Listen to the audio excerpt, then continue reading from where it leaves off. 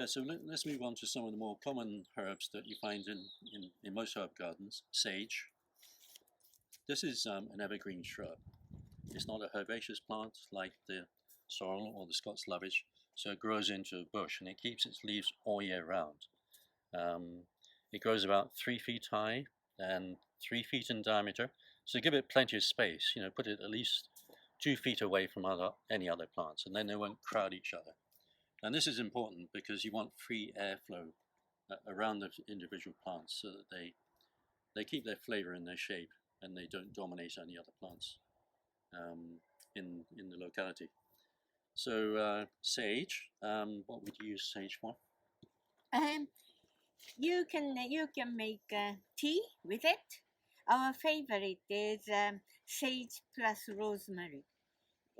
It can almost give a good effect as a strong coffee. And then of course, you can use stew and those kind of things, but that is a very precious ingredient for veggie burger. Yeah, it's a digestive. It's used for promoting if you're eating a fatty meat or sausages or something. Sage, as in sage and onion stuffing. It's all to do with digestion and making the food more easily absorbed into the system. Like sage, and then the mint, and the flower opens like that. The two lips, not open flower like this as usual flower to the sun, but to the rather horizontal this way. That has quite a strong effect to your digestive system. So you can digest the food more, and you can send that nutrients towards head. You can feel more, sense more, think more.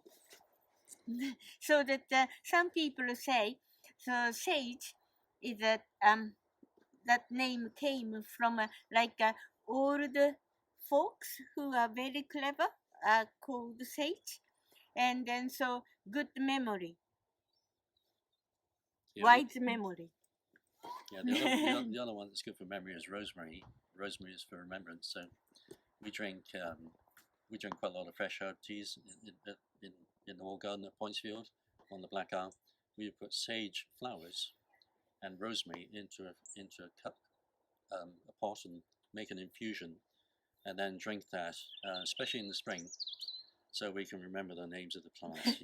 Especially the Latin names, which can be a wee bit difficult. So sage, and then let's move on to thymes. So parsley, sage, rosemary, and thyme. This is common garden thyme, Thymus vulgaris. This is a native of the Mediterranean, as is sage, but again, given the right situation, it'll grow well in the north of Scotland. And again, that's about poor to moderate fertility and well-drained sort of situation. It's an evergreen shrub, and you keep it trim. If you let these plants sprawl all over the place, they become woody.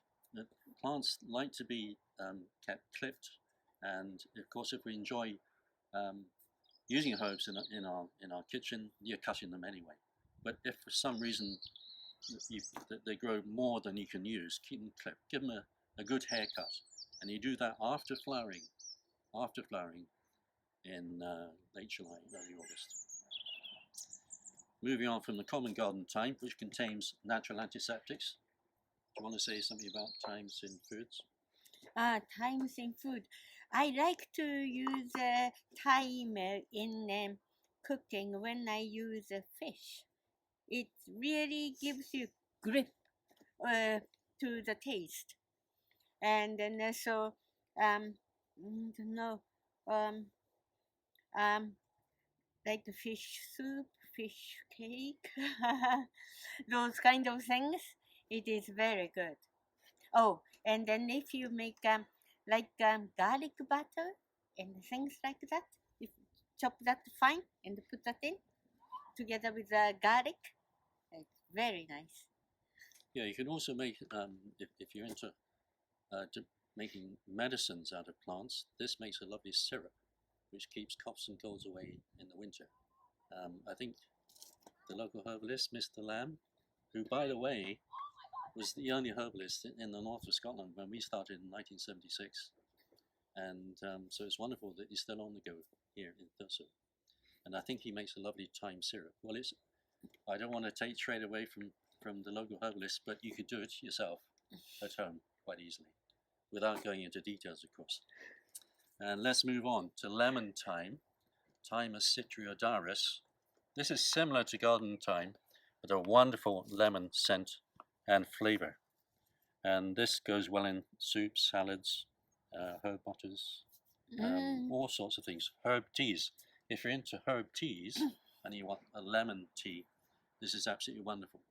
These contain antiseptics. So when you're using herbs in drinks and foods, you're medicating yourself. You're making yourself better by using them, especially fresh, in whatever foods are suitable. And using herbs generally in foods is an important part of any good cook's repertoire. Is that right? Yes, of course, of course.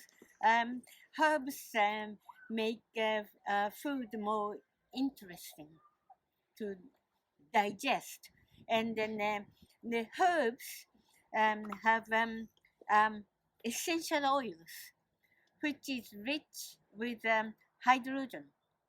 The hydrogen is lightest molecule in the dose timetable. That's all I remember about hydrogen in the chemistry lesson. But that means hydrogen is light, goes up to the heaven. Like you put hydrogen into the balloon, it goes up to heaven. So if it has in the food, when we digest, when we break down everything, and when it goes to the intestine wall, it get absorbed well and well into your spiritual region, more mind easily. I think that's why we like herbs in the food, and then nowadays we need more and more. We can think through things properly, and then I think we have to learn more about the use of herbs in the food. So, well, we can feel better ourselves and we can perceive the world better and bring more harmony to the world. Harmony, that's it. Harmony in your gardens, harmony in your foods, harmony to everyone, harmony to the community, to community gardens, and bringing people in to enjoy the great outdoors and feel the health benefits and the therapy that gardening with herbs does. Last of all, let's go on to French tarragon, which is quite a, well, being from France, everyone, all the books say that French tarragon isn't hardy in Scotland. We've been growing it on the Black Isle for 44 years, and it's withstood the sort of hard winter, really hard winters we used to get way back in 40 decades ago, when the winter froze for 2 months solid, and this withstood the winters no problem at all because it was in a well-drained soil. So French tarragon is a herbaceous perennial.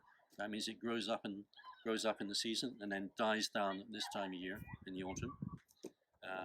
And you pick the young leaves, and they've got a lovely, delicate, tangy, licoricey-like flavor, which is brilliant in all sorts of foods, such as French tarragon. It goes very well with lettuce.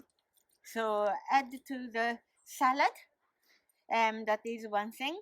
And then you can put tarragon and then bay leaves into the vinegar, and then infuse the flavor into the vinegar. So when you can make quite interesting salad dressing when you use the vinegar. That's what you can do. And then I like this licorice taste. So in the end of the cooking, I cook Chinese omelette and those kind of sweet and sour sauce things, and chop them up, put it on top. Oh, another good one was the omelette.